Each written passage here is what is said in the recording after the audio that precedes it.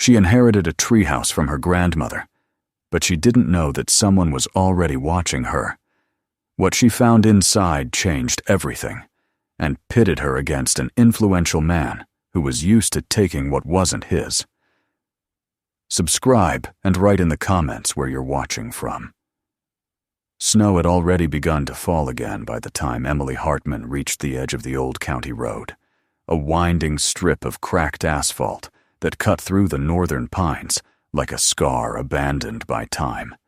The sky above her was an unbroken sheet of pale gray, the kind of winter sky that swallowed sound and made everything feel heavier.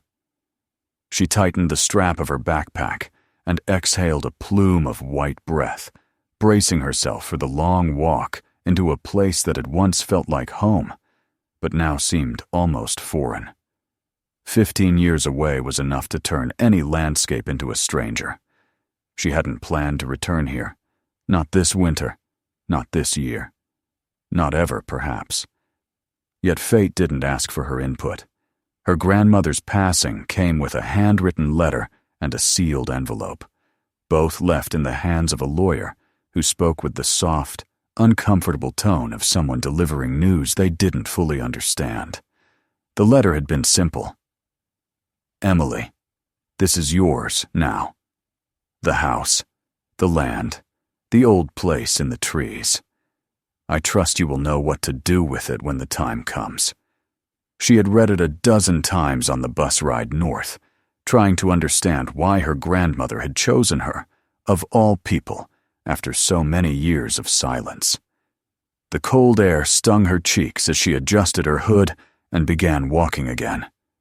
The town behind her, small, quiet, worn by time, had greeted her with no warmth, only curious eyes, and the lingering memory of what she used to be.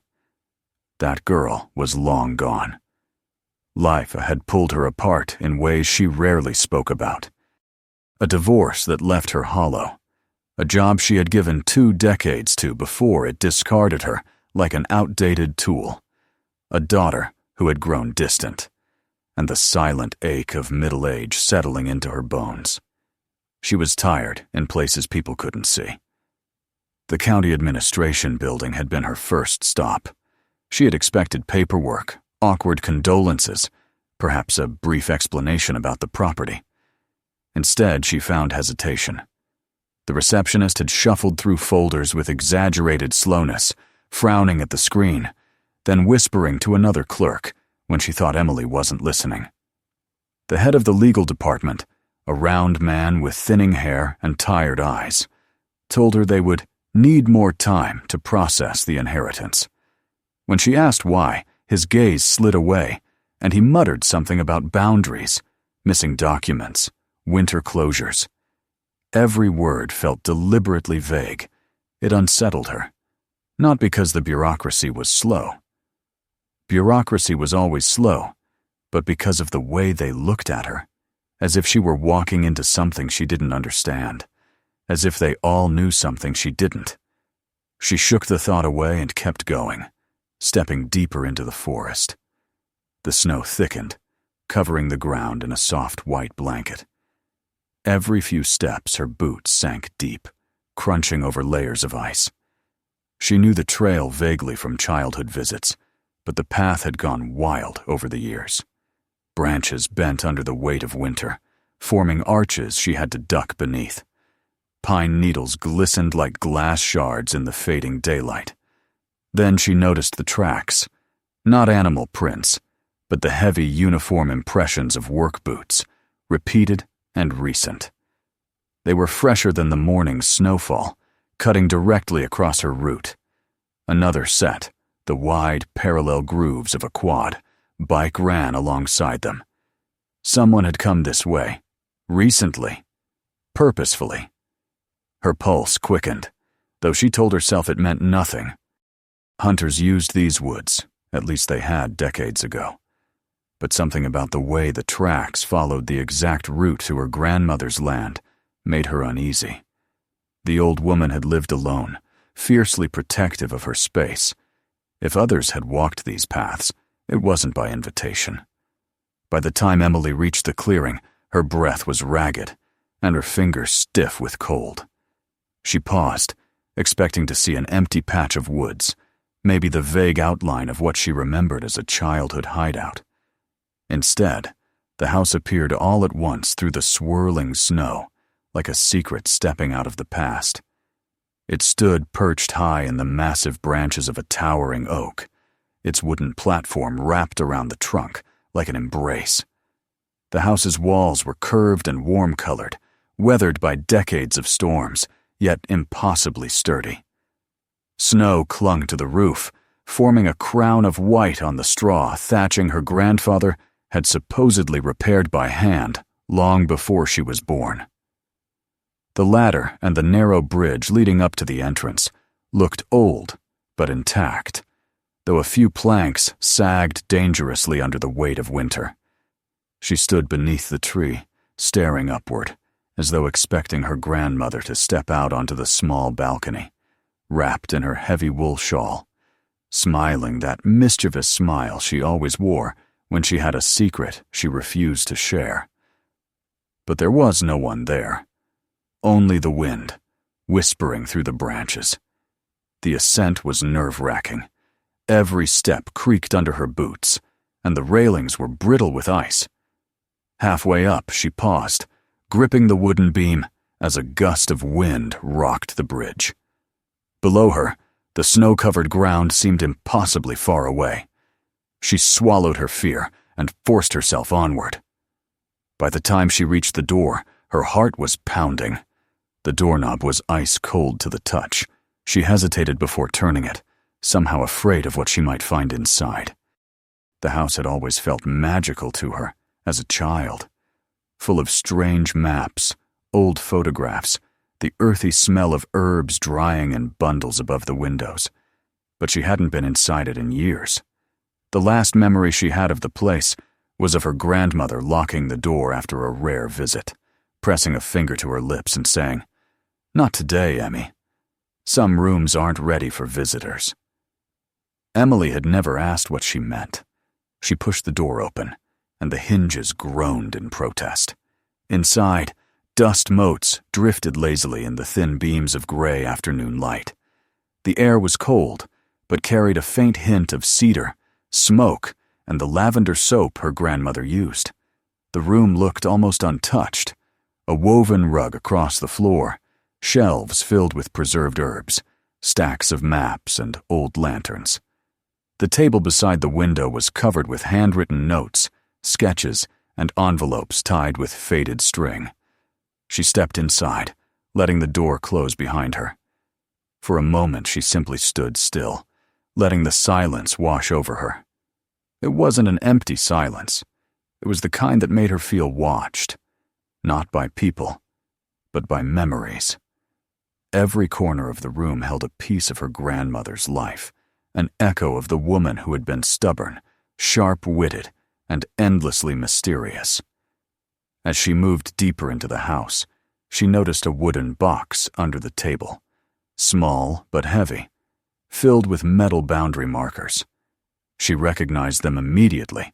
Her grandmother had once told her they were used to mark the edges of property lines, hammered into the trees decades ago. Why keep them hidden? On the desk lay a notebook with a cracked leather cover. She opened it carefully, revealing page after page of her grandmother's handwriting. The entries were dated from the late 1990s all the way to the year she died. Many were short, scribbled in haste, mentioning meetings, refusals, letters sent to unnamed organizations. Some pages were torn out completely. Others contained phrases that made Emily's stomach tighten. Pressure increasing. He came again today. They won't stop until they get it. The final entry was written shakily. If you are reading this, Emily, it is yours now. But be careful. He never likes to be told no. Emily's fingers trembled slightly as she closed the book.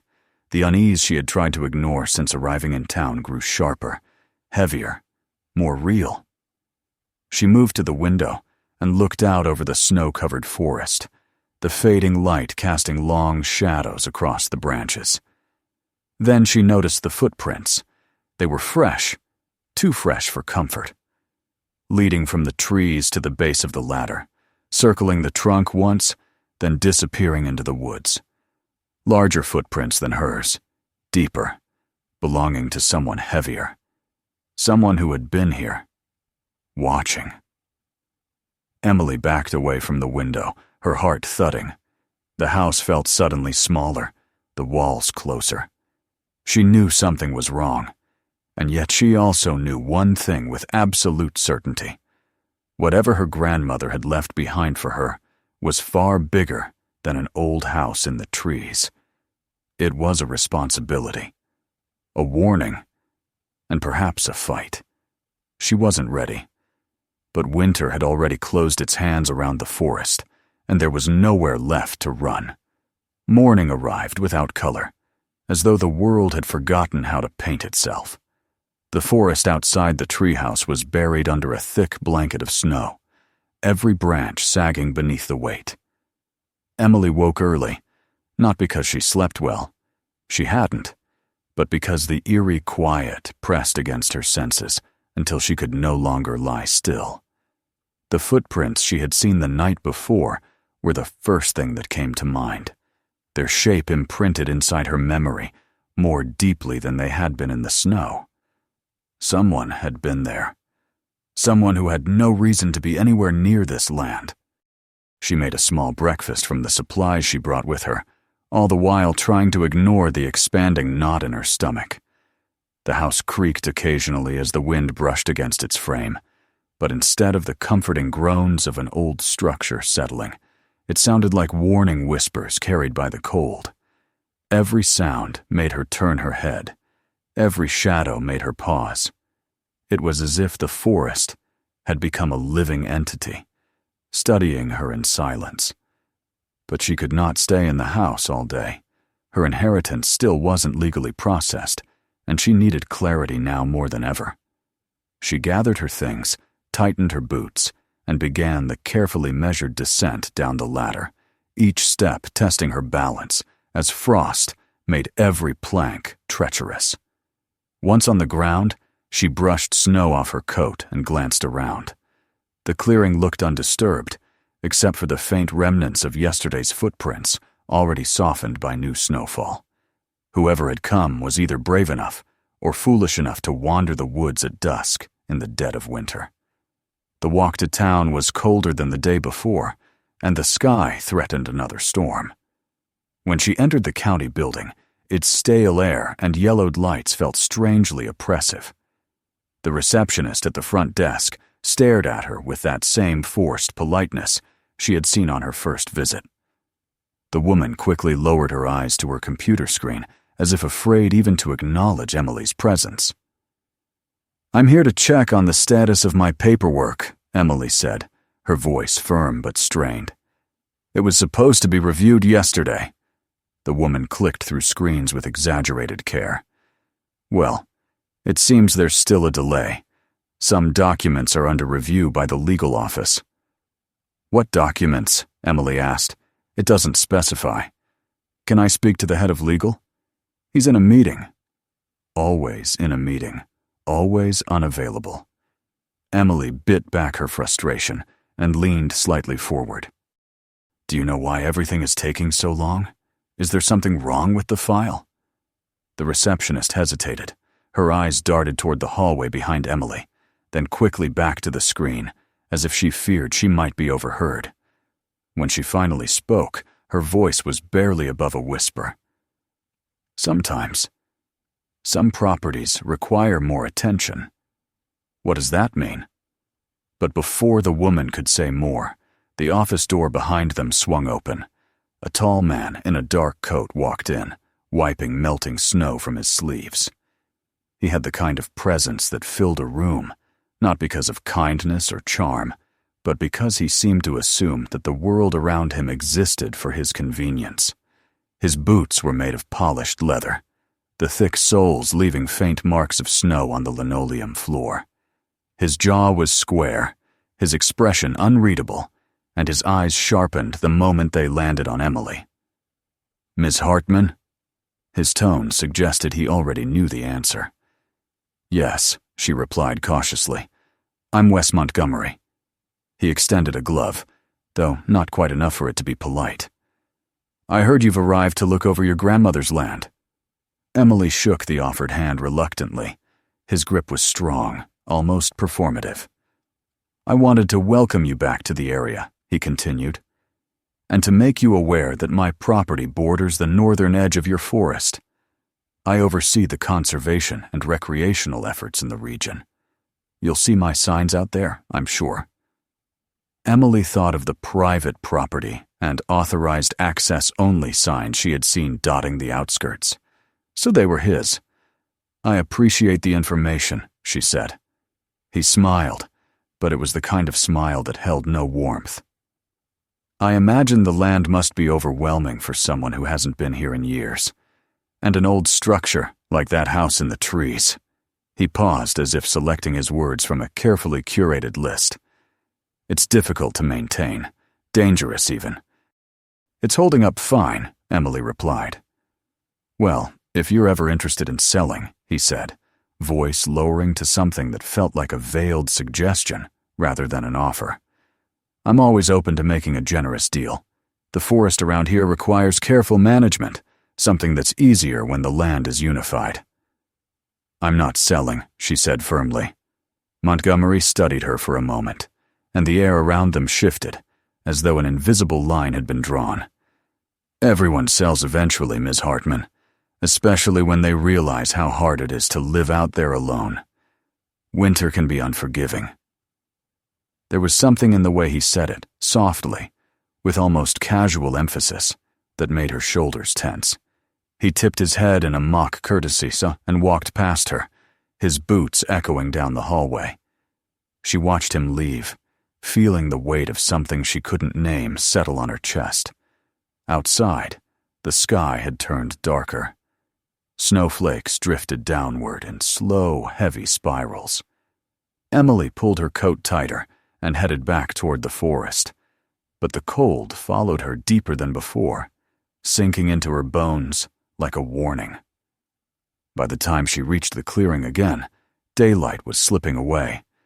But something about the house looked different.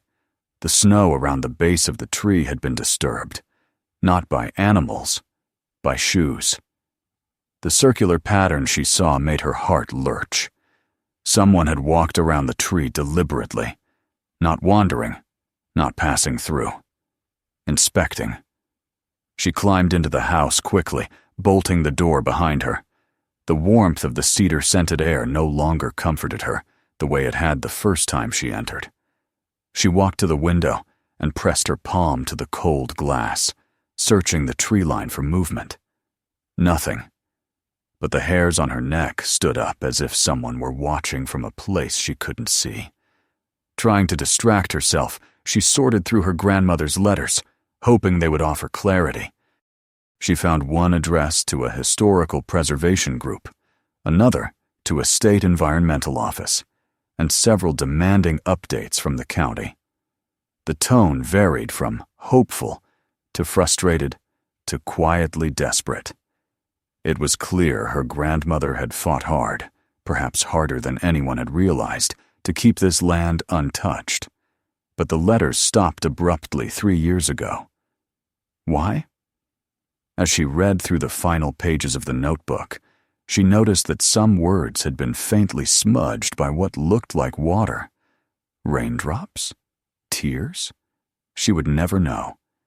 But one underlined sentence chilled her more than the winter's breath outside. "He won't stop until this land is his. Be cautious. You'll know him when you see him." Emily swallowed hard. She knew exactly whom her grandmother had meant. Wes Montgomery wasn't just someone with wealth and influence. He was someone who believed ownership was a right he could enforce through pressure, intimidation, or worse.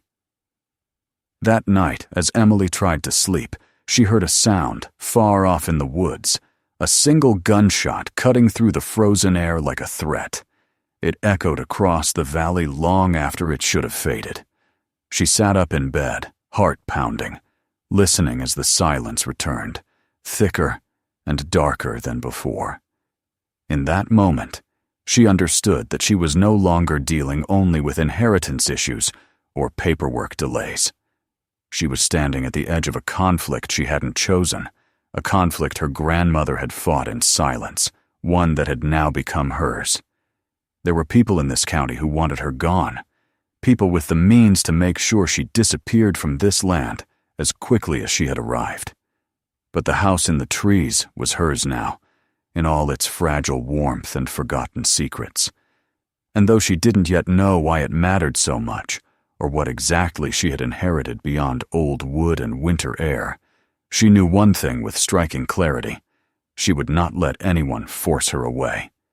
Not the county, not the cold, and certainly not Wes Montgomery. Even if the forest itself seemed to be watching, waiting for her next move. The next morning came with a bleak, pale light creeping through the frost-covered windows, the kind of weak illumination that barely separated night from day. Emily woke before dawn, her sleep broken by the memory of the distant gunshot echoing through the forest.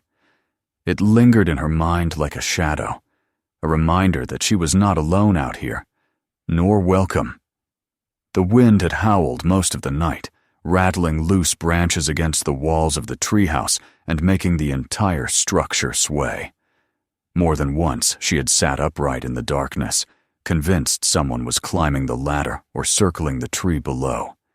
But each time she forced herself to remain still, listening to the restless whisper of the woods until silence settled again, heavy and uncertain.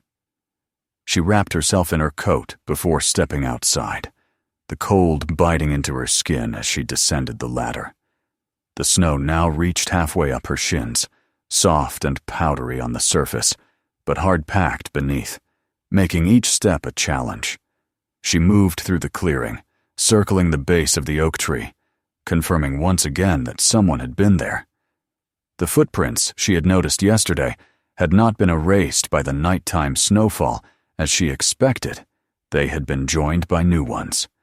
A single set, large and deeply pressed, pacing in a deliberate line around the trunk before vanishing into the denser part of the forest. Whoever came here moved with purpose and confidence, not afraid of the cold, not afraid of getting lost. Emily tried to follow the trail with her eyes, but the trees swallowed it quickly. Her breath fogged the air in front of her, and she felt a cold that had nothing to do with the weather creep across her chest. Something was very wrong. She knew it. And if last night's gunshot had been a warning, this morning's tracks felt like a promise. Someone planned to return. She went back inside, shutting the door behind her. The familiar smell of wood and dried herbs calmed her slightly. She lit a small lantern and returned to the pile of paper she had sorted the previous day. The notes, letters, and scribbles written in her grandmother's hand formed a puzzle she was struggling to piece together. Some of the documents were yellowed with age, corners frayed, ink fading, while others were crisp, newer, and written during the final years of her grandmother's life. One thing tied them all together: a desperate attempt to protect this land from someone who believed he already had a claim to it. She pushed away the loose papers and turned her attention to the maps spread out on the wooden floorboards.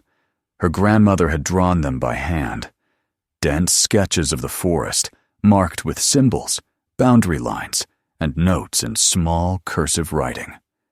Emily traced one line with her finger. It ran from the north edge of the forest, past a creek she vaguely remembered, then curved sharply toward the hill where the oak stood. She noticed a faint pencil line crossing the map horizontally, connecting two old survey points. It didn't match the line she saw on the modern maps displayed at the administration office. The boundary had been altered. Her pulse quickened. Someone had changed the official documents. Someone had tampered with the land registry.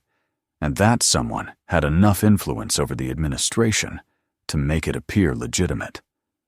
A memory of Wes Montgomery's cold, dismissive voice echoed through her mind, along with the way the receptionist seemed afraid to speak. She felt a flicker of anger beneath her fear. She needed answers. Real answers. Crossing the room, she knelt before the old cedar cabinet her grandmother used to keep locked. The wood was worn smooth from decades of use, the faint scent of cedar still clinging to it. She opened the top drawer. Inside were bundles of letters tied with string. Most were addressed to various government offices. She read through several of them, quickly realizing her grandmother had fought tooth and nail for recognition of the land's historical value and environmental significance.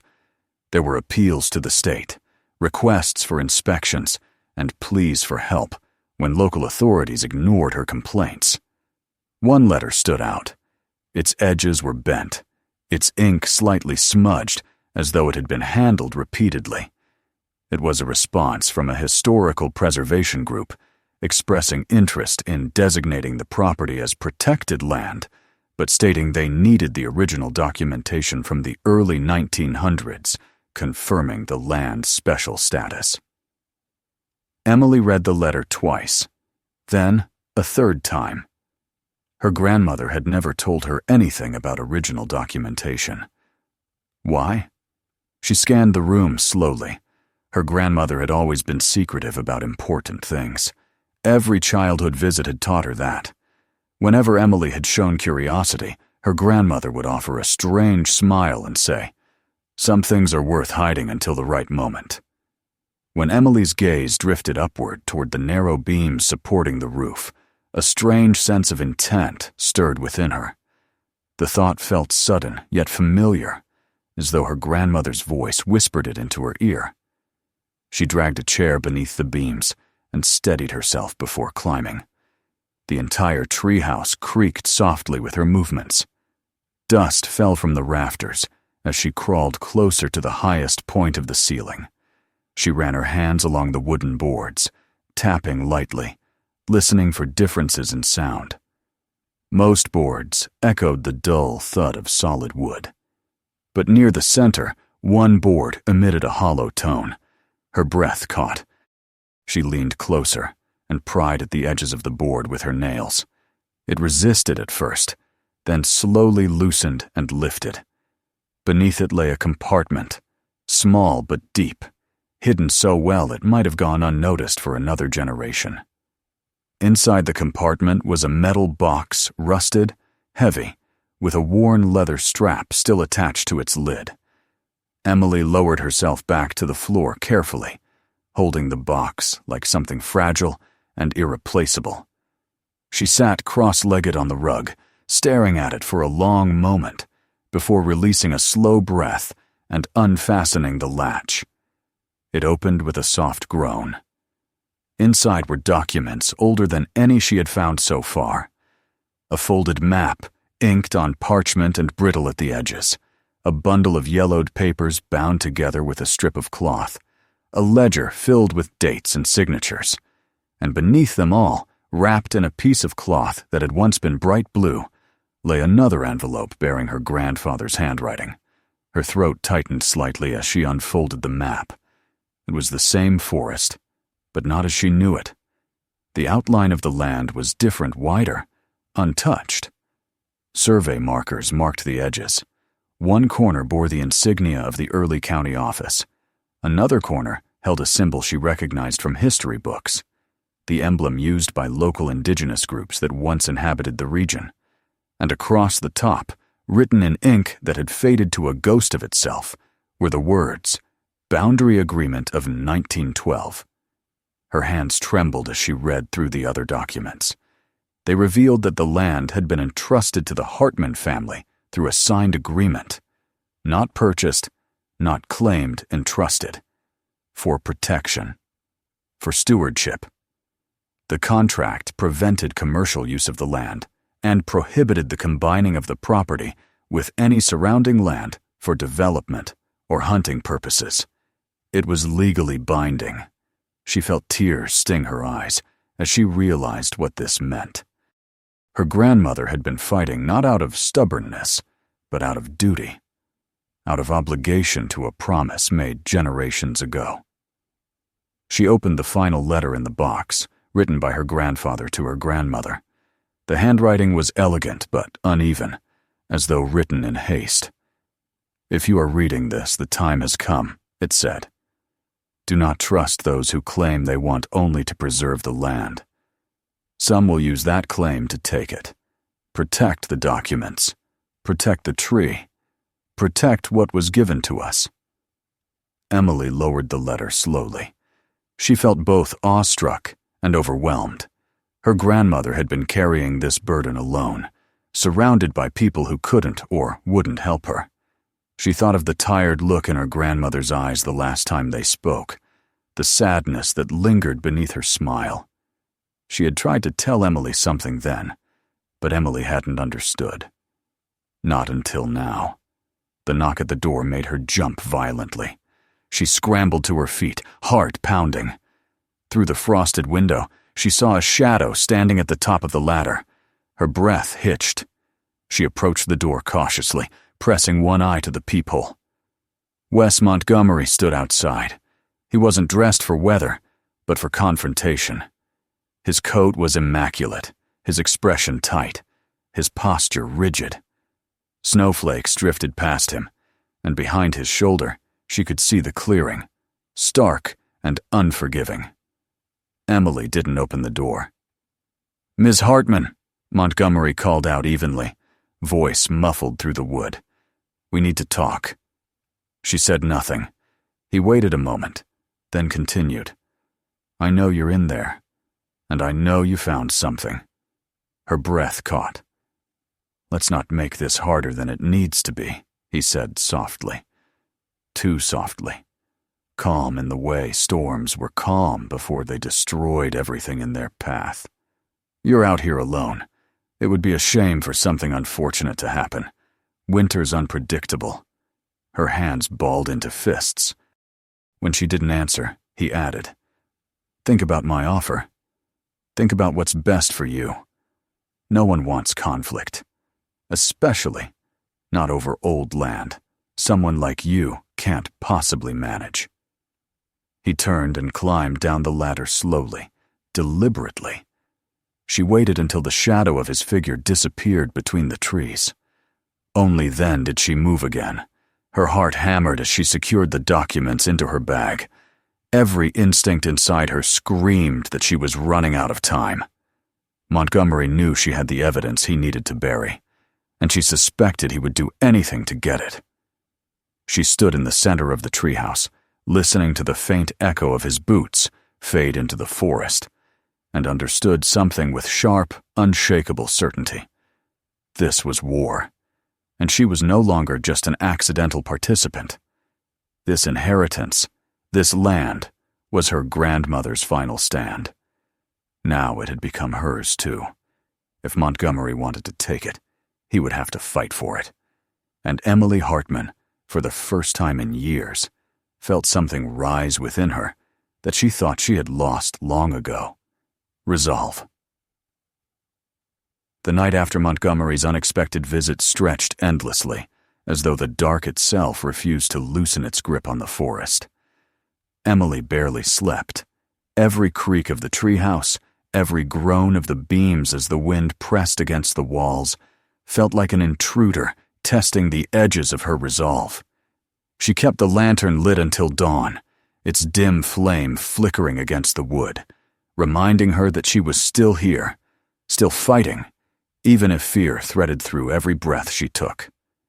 The documents she had found lay securely in her backpack beside her bed, and more than once during the long night, she reached out just to touch the bag, reassuring herself it was real, that everything she had read was not some desperate imagining, but a truth heavy enough to shift the balance of power in this forgotten corner of the world. By the time the first light filtered through the frost-laced window, Emily felt hollow but determined. Sleep deprivation clung to her like a second skin, yet her mind was sharper than it had been in years. She rose, dressed, and went outside, letting the icy air slap her awake. The clearing lay silent under the weight of fresh snow. The footprints from the previous day were mostly gone, swallowed by the night's storm, but she didn't dare assume that meant she had been left alone. The forest had taught her differently. She walked a slow circle around the base of the tree, scanning the ground for disturbances, but found nothing definitive. Still, she couldn't shake the feeling that she was being watched. The wood seemed too still, the air too heavy, as if waiting. She returned to the treehouse, climbed back up, and sat at the table.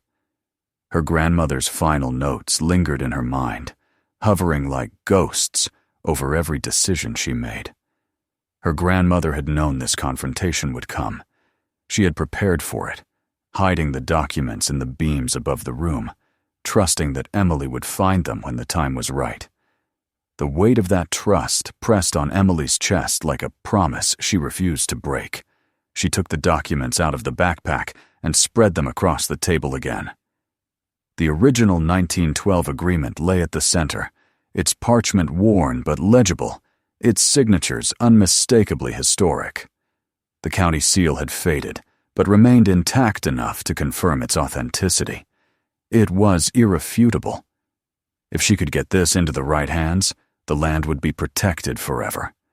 But if Montgomery got to it first, if he found a way to destroy it before it went public, the forest would become another extension of his empire, cleared, divided, exploited. Emily folded the papers carefully and tucked them back into the envelope. She placed it inside the backpack, zipped it securely, and strapped it across her shoulders. There was no more time to think. The path forward was clear. She descended the ladder, took one last look at the treehouse that had become her refuge, and began the long walk toward town. The air was bitter, slicing through her scarf, but she forced herself onward. Her boots crunched through the snow rhythmically, each step a declaration of defiance. The forest loomed around her, tall and dark, yet she no longer felt small within it. She felt aligned with something deeper, something rooted. Her grandmother had protected this land her entire life. Now that responsibility belonged to Emily. The walk felt longer than usual, slowed by the icy patches beneath the snow and the weight of her backpack. When she finally reached the road, she saw the town in the distance, silent, sleepy, unknowing of the storm building at its doorstep. The county building was nearly empty when she arrived, only a few workers sipping coffee and preparing for another slow winter day. They barely looked up as she entered. Emily approached the receptionist's desk. The woman stiffened at the sight of her, eyes flicking nervously toward the hallway behind her. "I need to speak with someone about my inheritance," Emily said calmly, though her voice carried a tremor. "Now." The receptionist swallowed. "Ms. Hartman, the legal office is still reviewing." "No, they're not reviewing anything. They're delaying because someone wants them to." The woman's face reddened. She leaned forward, speaking in a hushed tone. "Please don't say things like that here." "Why not? Because it's true?" Before the woman could answer, the door behind Emily opened, and a familiar voice filled the lobby. "You're making quite a scene this morning." Emily turned slowly. Wes Montgomery stood at the entrance of the hallway, coat pristine, expression calculated, as though he had rehearsed this moment. He walked toward her with measured steps, stopping just a few feet away. "I really wish you'd reconsider my offer. There's no need for this to escalate." She met his gaze without flinching. "I'm not selling." His jaw tightened. "You're only making this harder on yourself." "Not harder than what you're trying to do to me," she replied. "I know about the altered boundaries, Wes. I know about the documents my grandmother protected, and I know exactly why you want this land." A flicker crossed his eyes, annoyance, maybe even a touch of panic, before he regained control of his expression. "You're confused. emotional.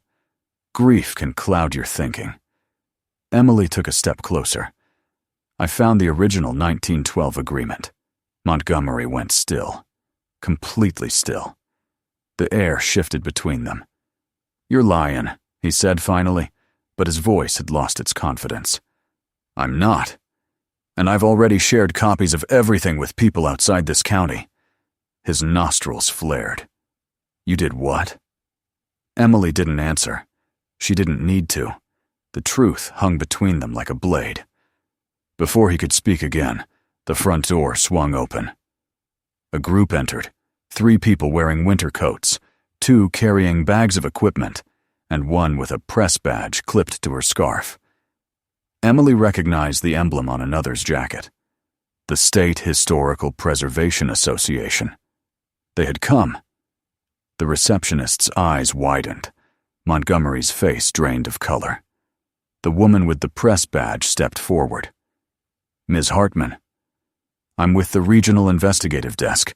We received your documents and would like to speak with you." Montgomery stepped between them. "This is private property. You can't just—" "Actually," said the woman with the emblem, "according to the documents Ms. Hartman provided, this is a matter of public interest and state jurisdiction." Then the door opened again. Jack, her grandmother's old neighbor, entered slowly, leaning on his cane. His presence felt like an anchor in the shifting chaos. He nodded at Emily, then turned to the officials. "I'm here as a witness. I knew her grandmother. I saw the boundary markers before anyone tampered with them." Montgomery's composure broke. "You have no idea what you're doing," he snarled. "This land is mine. It's always been mine." Emily held his stare. "No, it was entrusted to my family, and we're keeping it." The next hour blurred into a whirlwind of conversation, questions, and documentation. Reporters recorded statements. Preservation officials took photos of the agreement and examined the signatures. Jack confirmed what he had seen over the years. Everything lined up. Everything pointed to one truth. Montgomery had been trying to steal the land, manipulating records, paying off officials, and intimidating those who resisted. For the first time since she arrived, Emily felt the weight on her chest begin to lift. By midday, the officials had issued a temporary hold on all claims related to the property, pending full investigation. Montgomery protested, threatened lawsuits, exclaimed that this was an outrage. But no one listened. His influence, once a suffocating force throughout the county, seemed to lose its grip. When Emily finally stepped outside, the sky had softened into a pale blue, and sunlight filtered through the haze of falling snow. She exhaled deeply, feeling the biting air fill her lungs with clarity. She walked back toward the forest with Jack by her side, their breath forming clouds as they trudged through the snow. "Your grandmother would be proud," Jack said quietly. Emily smiled faintly. "I wish she were here." "She is," he murmured. "You're carrying everything she fought for." They parted ways at the edge of the woods, and Emily continued alone down the familiar trail. The snow glistened under the afternoon light, and the forest no longer felt hostile. It felt like it was breathing with her, standing with her. When she reached the treehouse clearing, she stopped and gazed up at the structure. It stood tall and strong, framed by branches heavy with snow, its wooden walls glowing gently in the dimming light, a symbol of endurance, of legacy, of resistance. She climbed the ladder slowly, her boots crunching against the frozen rungs. At the top, she paused and looked out across the forest. The wind had quieted. The air felt different, lighter, freer, as though something had been released. Inside, she set her backpack down on the table and sank onto the chair, letting the warmth of the lantern wash over her. For the first time since returning, she wasn't afraid. She wasn't uncertain. She wasn't a visitor in someone else's life. She was home. And this land, this house, this legacy, it belonged to her. Not as a burden, not as a mystery, but as a purpose she hadn't known she needed. Outside, the last light of day brushed the horizon with soft gold, and the forest settled into peaceful silence. Emily sat quietly, listening to the stillness, feeling the steady heartbeat of the land her family had protected for generations. The fight was over, and she had won. If you want more stories like this, subscribe to the channel. Watch the next videos and share this one with someone who loves a good story. Tell me in the comments where you're watching from.